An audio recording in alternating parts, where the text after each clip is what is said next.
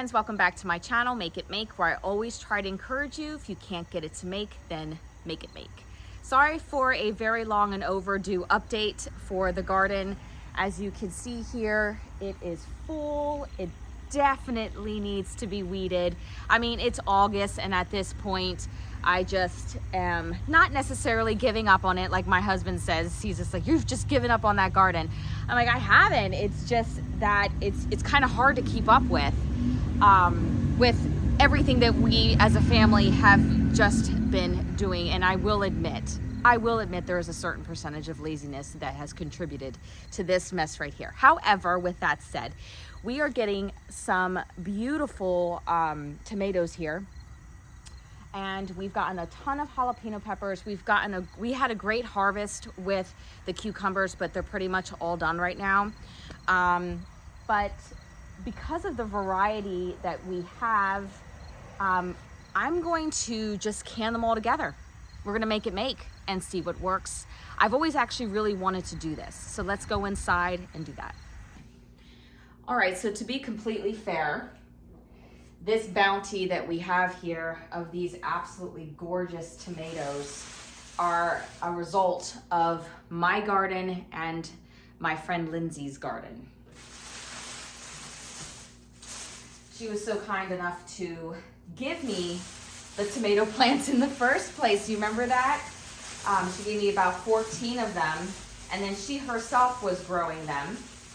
So she's actually out of town, so she said I could pick. So as we make these, I'm gonna make sure that I give her a jar as well. Woo! Now, one thing she did plant that I did not were these teeny tiny tomatoes. I'll show you in a sec here. And I mean teeny tiny. If you have kids, plant these. They taste like candy. I mean, I love these. They're super sweet and is a great alternative to candy. Now, we are going to open Kettle these. I'm super excited. Y'all know how much I love canning tomatoes. So, because we just picked them fresh, let's put them in some water and let's clean these really, really well.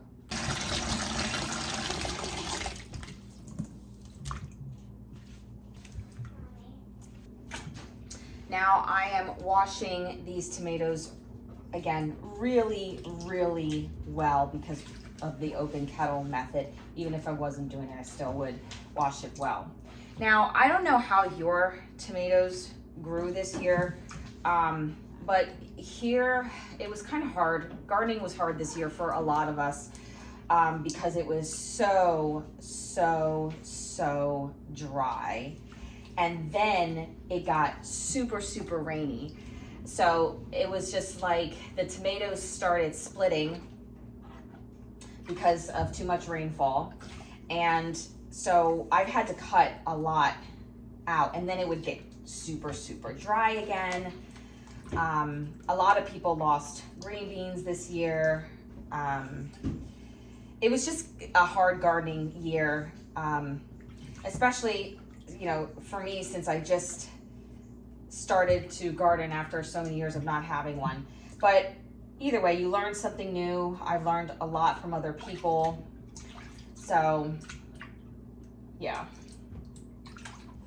Can't forget, we actually have these little ones here to wash as well. All right, so now we are gonna start dicing up our tomatoes. Again, see, I do have a lot to cut out, so that's okay. Just cut these little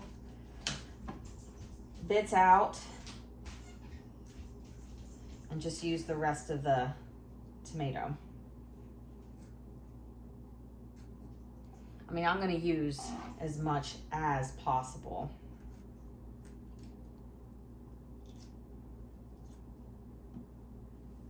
I do have a 12-quart pot. I'm thinking that this should be enough for what I have. I certainly hope so. And again, I'm just going to be dicing these. Nothing fancy, because I'm pretty sure this will either be turned into some sort of soup later on this fall. And I'm excited to use this combination of tomatoes, like I said outside earlier, because I've never done it before and I always wanted to know what it would taste like.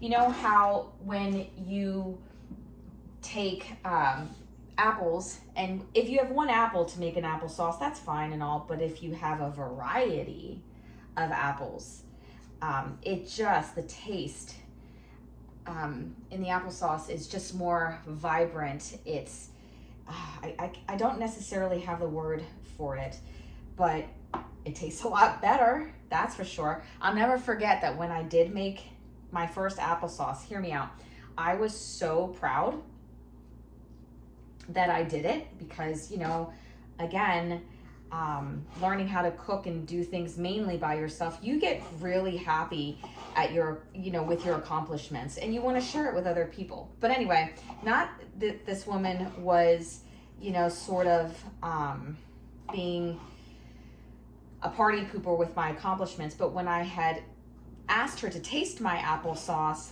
she's like, this is really good.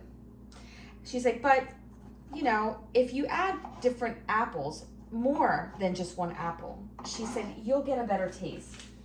And so immediately I was a bit deflated, because I was just like, ah.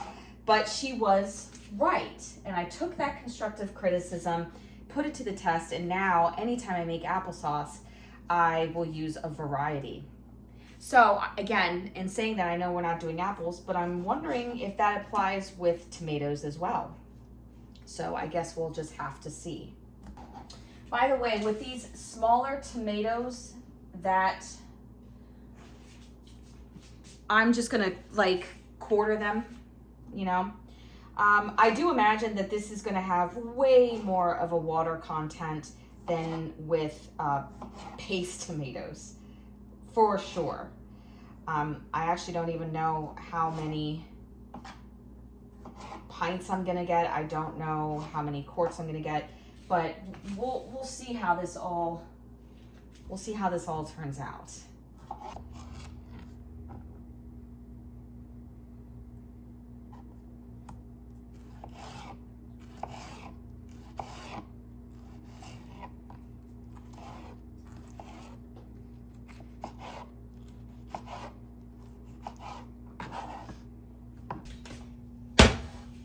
All right, I knew we would have enough to fill a 12-quart pot, so I'm pretty proud about, you know, being able to gauge that. All right, so I am going to put these tomatoes on a medium-high heat. I want to cook them down not too fast, because I don't want to burn them or scorch the bottom.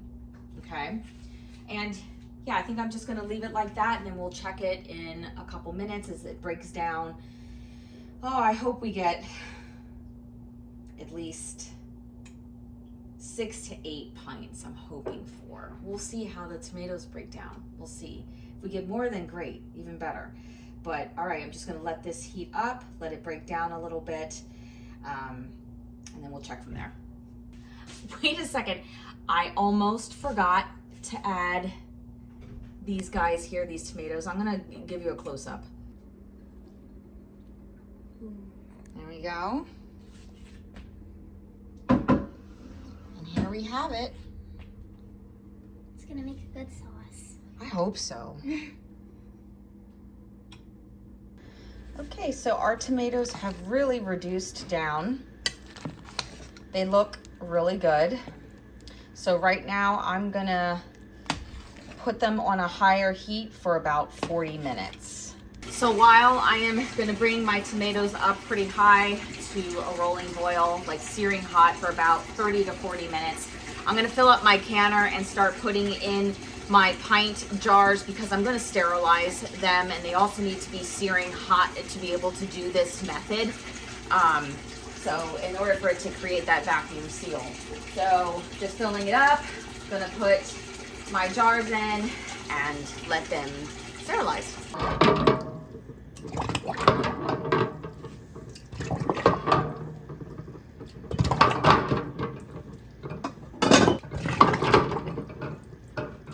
So we are ready to do the open kettle method. We've done this a couple times here. I think only with tomatoes actually. Getting my lids ready. As you know, I'm an affiliate with 4 Jars, love their lids. Everybody kind of knows that if you watch me. I hope you guys took advantage of that September deal, the giveaway. I wish I could have done that, man, but affiliates aren't allowed to participate in it. Whatever. But you guys do, so I hope you took advantage of it. Some people said they had trouble, like being able to sign in with it. I thought it was with just a purchase, but you can always email them and call them if you had trouble with it. But anyway, you can also use my code MAKEIT10 if you want like a discount, or any creator that you love and want to support.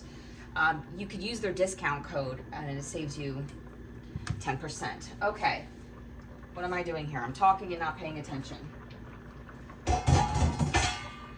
Woo! So this is hot. This is bubbling over. This is hot. This is how hot you want it when you are about to do this open kettle method. So let me give you a close-up of this. It's about where you want it. Nice and bubbly. Yeah, okay. Making sure we're have our jars. Ow!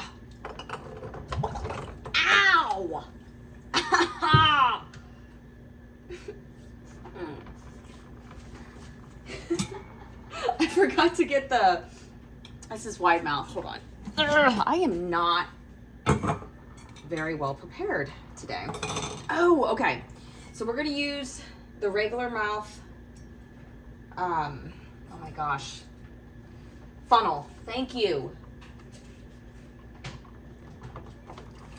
So we got to do this fast. Here we go. Funnel. Grab these tomatoes.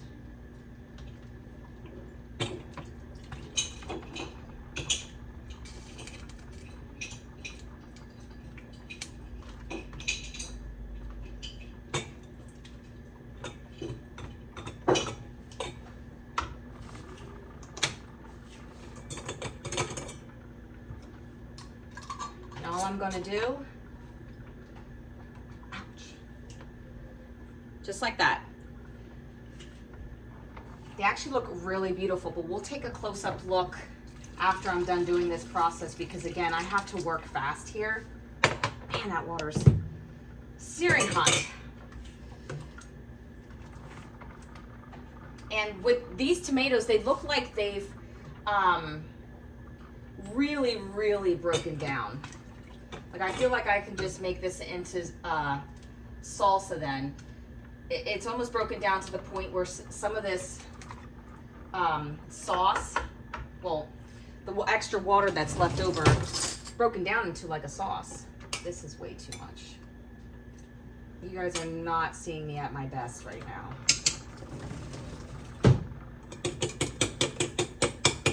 And you know what?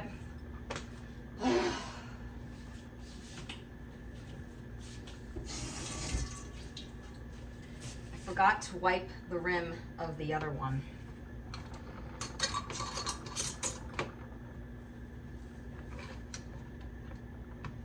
Okay.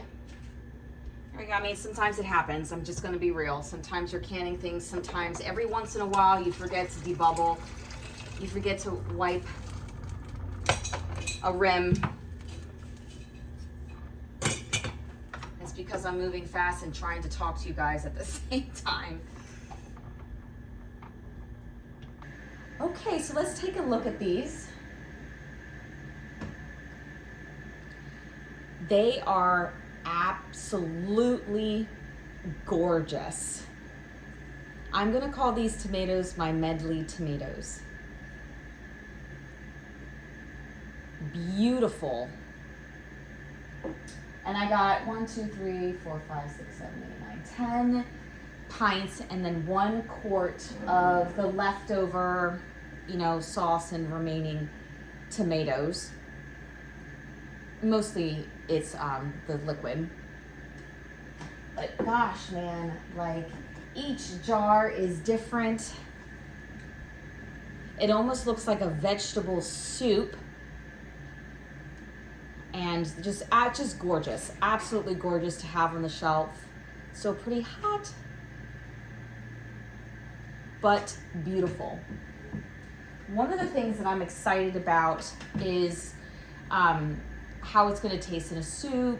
I'm sure it's going to be like fine, but also, I mean, what a beautiful, beautiful fall color as well. When we do the regular tomatoes, it's a nice, vibrant, fire engine red when we do canning tomatoes or paste tomatoes. So to have something like this is gorgeous with all the fall, autumn colors. Just a beautiful combination, and I'm pretty sure it's going to taste wonderful. All right, so I will keep you updated on some of the stuff that we have canned as I start to, we have a seal that went off. That's good. I forgot what I was saying. I think I was saying something like, yes, keep you guys updated as we open up jars of the things that we've canned. All right, guys, as always, take care and God bless.